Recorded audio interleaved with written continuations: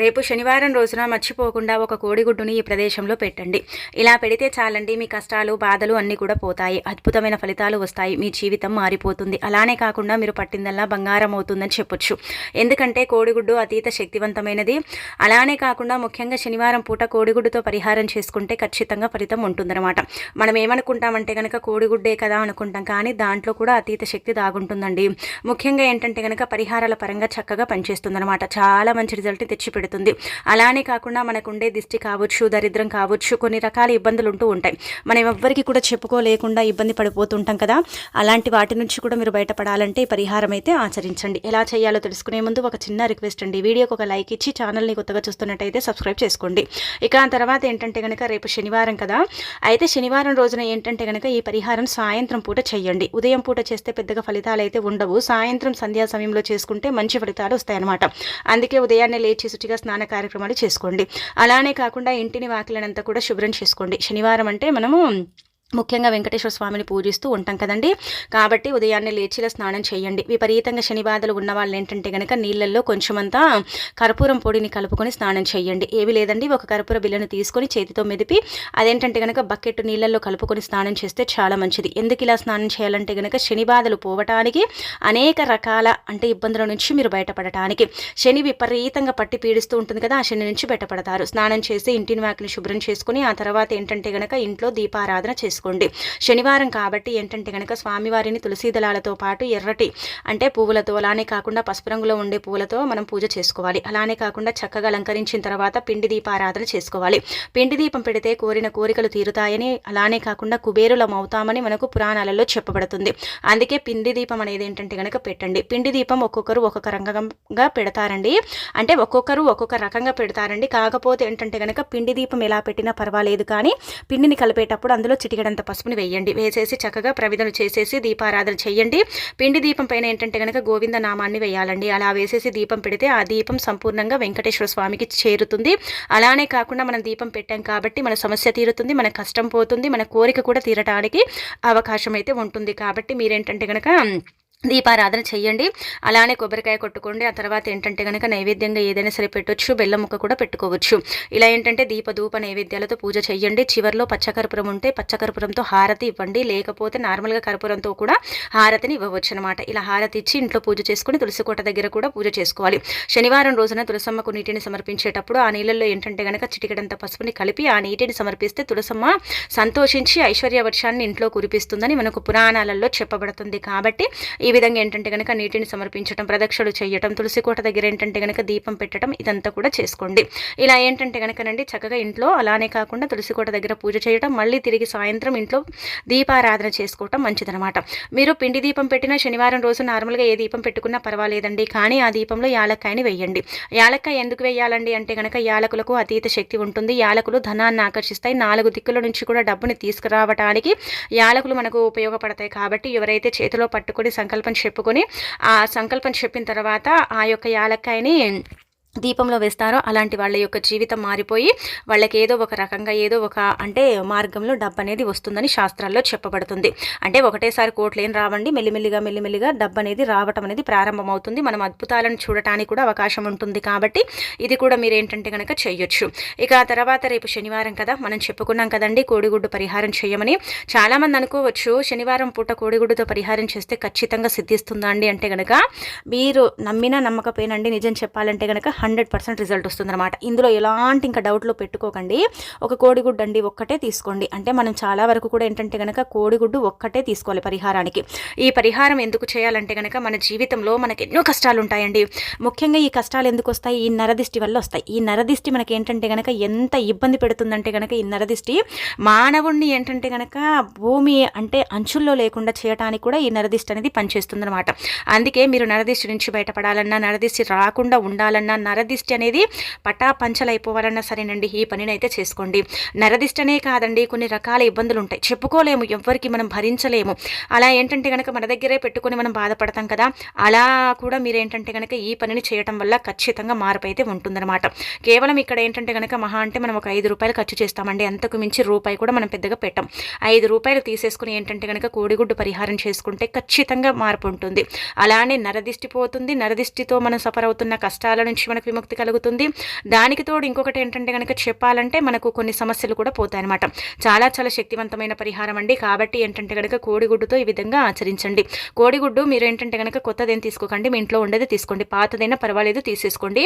అలా తీసేసుకొని సాయంత్రం 6 గంటల సమయం ఉంటుంది కదా, ఆ సమయానికి శక్తి ఎక్కువగా ఉంటుంది. నిజం చెప్పాలంటే కనుక ఈ సంధ్యా సమయం ఉంటుంది కదా, ఇదేంటంటే కనుక వెరీ పవర్ఫుల్ అండి. నిజానికి ఈ సమయాలలో చేసుకునే పరిహారాలు కొన్ని ఈ శనివారం కావచ్చు. ముఖ్యంగా గుర్తుపెట్టుకోండి, ఎప్పుడు కూడా మీరు ఏదైనా చెడుకు సంబంధించి ఏదైనా పరిహారం చేస్తున్నామంటే కనుక సాయంత్రం సంధ్యా సమయంలో చేయాలని పురాణ గ్రంథాల్లో చెప్పబడుతుందన్నమాట.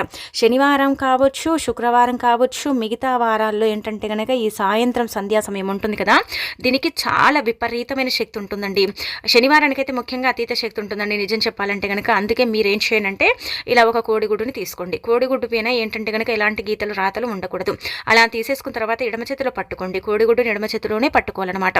అలా పట్టేసుకున్న తర్వాత నరదిష్టి వల్ల కదా మీరు ఎన్ని కష్టాలు అనుభవిస్తున్నారు, కష్టాలు కూడా నార్మల్గా వస్తున్నాయి, మాకెప్పుడు సుఖాలే లేవు, మాకెప్పుడు బాధలే, మాకెప్పుడు ఇబ్బందులే, మేము ఏం చేయాలో అర్థం కాదని బాధపడేవారు ఏంటంటే కనుక ఇలా కోడిగుడ్డుని తీసుకొని మీకుండే కష్టాలు కావచ్చు, సమస్యలు కావచ్చు, ఇదంతా కూడా చెప్పండి. ఇదంతా కూడా మీరు ఏంటంటే బయటికి వెళ్ళి కూడా చేసుకోవచ్చండి. అలానే కాకుండా మీరు ఇంట్లో కూడా చేసుకోవచ్చు. ఇంట్లో ఏంటంటే కనుక చేసిన తర్వాత దాన్ని తీసుకెళ్ళి ఏంటంటే బయటనే మనం పడేయాలి కదా. అంటే పడేయాలంటే పగలగొట్టకూడదండి. పగలగొట్టకుండా ఏంటంటే కనుక ఒక ప్రదేశంలో పెట్టేసి రావాలి. అది ఏ ప్రదేశమైనా కావచ్చు, మన ఇంటి నుంచి కొంచెం దూరంగా పెట్టాలి.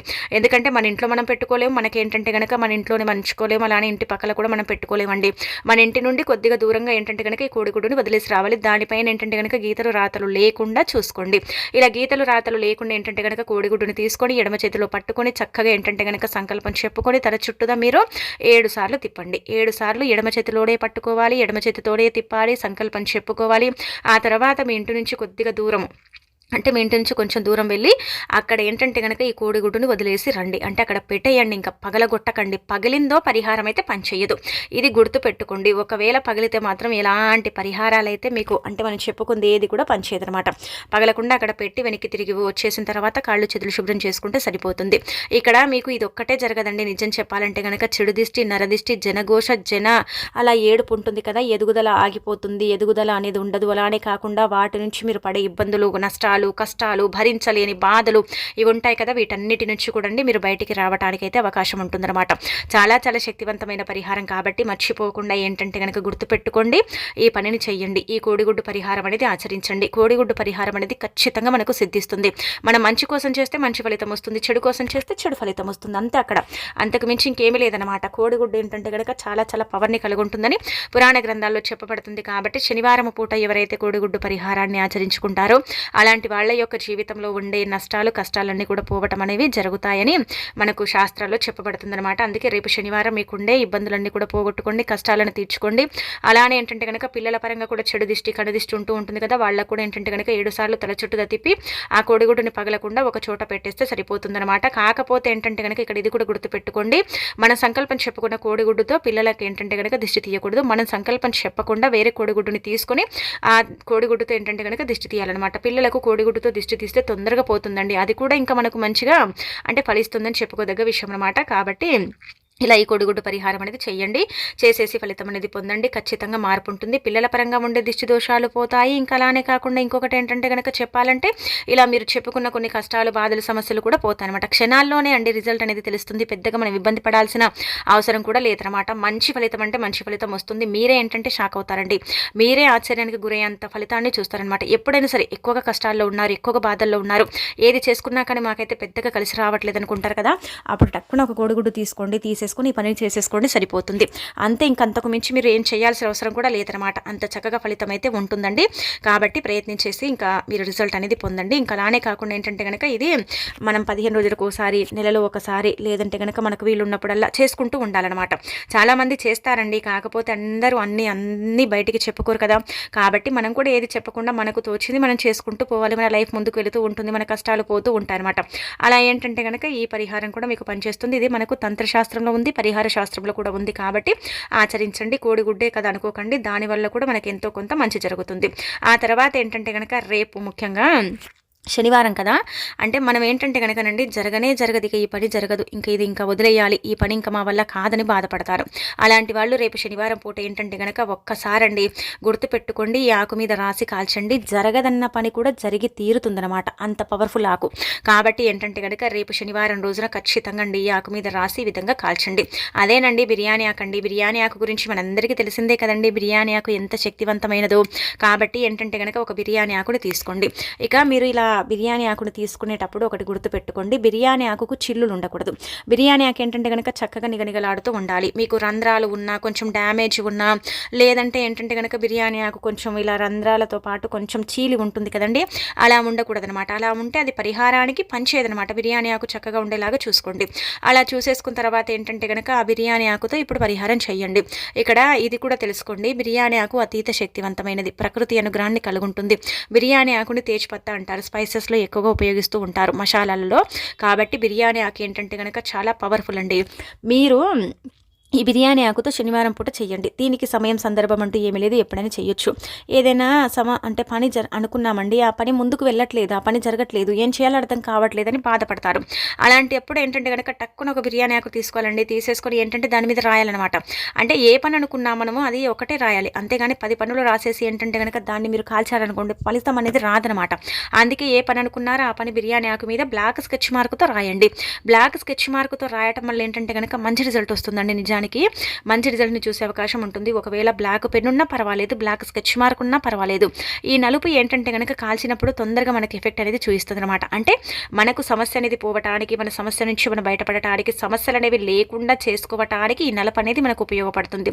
అలానే ఈ బిర్యానీ ఆకు ఏంటంటే గనక అత్యంత పవర్ఫుల్. కాబట్టి బిర్యానీ ఆకు వల్ల మనకు మంచి జరుగుతుంది, కానీ చెడైతే జరగదు.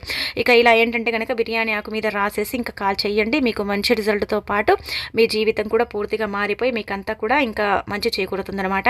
అందుకే ఏదైనా పని అనుకుంటే ఏంటంటే కనుక జరగట్లేదు అనుకుంటే ఆ పని రాసేసి ఈ విధంగా సింక్ దగ్గర నించొని కాల్ చేయండి. కాల్ చేసి కాలిన తర్వాత ఆ బూడిదంతా కూడా ఏంటంటే కనుక సింకులో పోసేసి నీళ్ళను పోయండి. ఇలా చేయడం వల్ల ఏంటంటే కనుక పని ఏదైతే అనుకుంటారో అది వితిన్ సెకండ్స్లో జరగడానికి అవకాశం ఉంటుందండి. అంత మంచి రిజల్ట్ వస్తుందన్నమాట. అంత చక్కగా మీకు ఏంటంటే కనుక ఉపయోగపడుతుందని చెప్పొచ్చు. కాబట్టి రేపు శనివారం పూట ఏంటంటే కనుక ప్రయత్నించుకోండి. అనంతరం వచ్చేసి ఏంటంటే కనుక బిర్యానీ ఆకు పరిహారం అండి. ఎదుటి వాళ్ళు మన మాట వినేలాగా కూడా బిర్యానీ ఆకు పరిహారం చేస్తారు. చాలా పరిహారాలకు బిర్యానీ ఆకుని ఉపయోగిస్తారండి. పెద్ద పెద్ద సెలబ్రిటీలు సైతం ఏంటంటే కనుక బిర్యానీ ఆకుతో పరిహారం చేస్తారు. అది నిజంగా జరుగుతుందన్నమాట. చెప్పాలంటే కనుక నిజంగా మనకు సిద్ధిస్తుంది. ఒక్క బిర్యానీ ఆకు ప్యాకెట్ ఎంత ఉంటుందండి? మహా అంటే ఒక 10 రూపాయలు ఉంటుంది. మనం తెచ్చుకొని మన ఇంట్లో పెట్టుకుంటే మనకు అవసరం ఉన్నప్పుడల్లా కూడా మనం ఈ పనిని చేసుకోవచ్చు. మనకు అవసరం పడ్డప్పుడల్లా కూడా ఏంటంటే కనుక బిర్యానీ ఆకుని తీసుకోవటం, దాని మీద రాయటం, కాల్చడం. రాసి కాలిస్తే చాలా మంచిదన్నమాట. రాసి కాల్చడం వల్ల ఏంటంటే కనుక మనకు అక్కడికక్కడే ఏంటంటే కనుక చెడు ఆగిపోయి ఇంకా ఆ పని తిరిగి ప్రారంభించడం, ఆ పని ఏంటంటే కనుక ఆటంకాలు అడ్డంకులు వచ్చి ఆగిపోతూ ఉంటుంది, పెండింగ్లో పడిపోతూ ఉంటుంది. ఎన్నిసార్లు ప్రయత్నించినా కానీ ఈ పని వల్ల మాకైతే అసలు ఎలాంటి అంటే మాకు నష్టమే ఉంది కానీ లాభం అయితే లేదనుకుంటారు కదా, అలాంటి వాళ్ళు బిర్యానీ ఆకుని కాల్చారనమాట. బిర్యానీ ఆకుని కాలిస్తే మంచి జరుగుతుందండి. శనివారం పూట ఏంటంటే కనుక ఇలా బిర్యానీ ఆకుని కాల్చి మీకుండే ఇబ్బందులన్నీ కూడా పోగొట్టుకోండి. ఇక ఆ తర్వాత ఏంటంటే కనుక బిర్యానీ ఆకండి. నిజం చెప్పాలంటే కనుక ఈ బిర్యానీ ఆకు ఇంట్లో ఒంటరిగా ఉంటామండి మనము. ఒంటరిగానే కాదు, ఎప్పుడు కూడా ఏంటంటే కనుక ఏదో తెలియని అలజడి అనేది ఉంటుందండి. కొంచెం భయం భయం అనమాట. ఒక్కొక్కసారి మనం బాగానే ఉంటాం, రోజంతా కూడా బాగానే ఉంటాం. కొన్నిసార్లు సిచ్యువేషన్ ఎలా ఉంటుందంటే కనుక ఏదో తెలియని సడన్గా భయం వేస్తూ ఉంటుంది. ఏంటో అర్థం కాదు. ఆ చల్లటి చెమటలు వస్తూ ఉంటాయి. అసలు మనం ఏం చెయ్యము, తప్పే చెయ్యము, అయినప్పటికీ కూడా మనకు భయం అనేది ఉంటూ ఉంటుంది. భయం అవుతూ ఉంది, ఏం చేయాలో అర్థం కాదు. ఇంట్లో ఒక్కళ్ళే ఉన్నాం అనుకున్న, ఇంట్లో ఒక్కళ్ళు కాకుండా ఇంకా వేరే వాళ్ళు ఉన్నా పర్వాలేదు, అయినా కానీ భయం. ఒక్కొక్కసారి ఏంటంటే కనుక చాలా టెన్షన్ పడిపోతూ ఉంటాం, చాలా భయం అనేది వేస్తూ ఉంటుంది కదా. అలాంటప్పుడు ఏంటంటే కనుక వెంటనే ఒక బిర్యానీ ఆకుని తీసుకొని 7 సార్లు తల చుట్టూ తిప్పి వెంటనే కాల్ చేయండి. విత్ ఇన్ సెకండ్స్లో రిలీఫ్ అనేది దొరుకుతుంది. కావాలంటే చేసి చూసుకోండి, మీకే అర్థమైపోతుంది అనమాట, మీకే తెలిసిపోతుంది అనమాట. అంత చక్కగా బిర్యానీ ఆకు పరిహారం అనేది పనిచేస్తుందండి. అంత మంచి రిజల్ట్ని ఇస్తుందన్నమాట.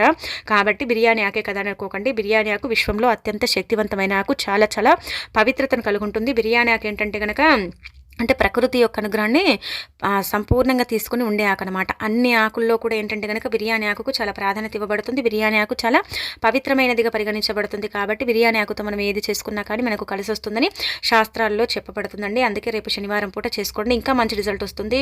మీకు ఎలాంటి ఇబ్బంది ఉన్నా సరిపోతుంది. నష్టమున్నా, కష్టమున్నా, బాధ ఉన్నా, ఏది ఉన్నా సరేనండి, పోవటానికైతే బిర్యానీ ఆకు నెంబర్ 1గా పనిచేస్తుంది అనమాట. అందుకే దీన్ని నెంబర్ 1 ఆకుగా కూడా పరిగణిస్తారనమాట. అలా కూడా ఏంటంటే కనుక పరిగణించడం జరుగుతుంది. ఖచ్చితంగా మార్పునైతే చూస్తామండి మనం.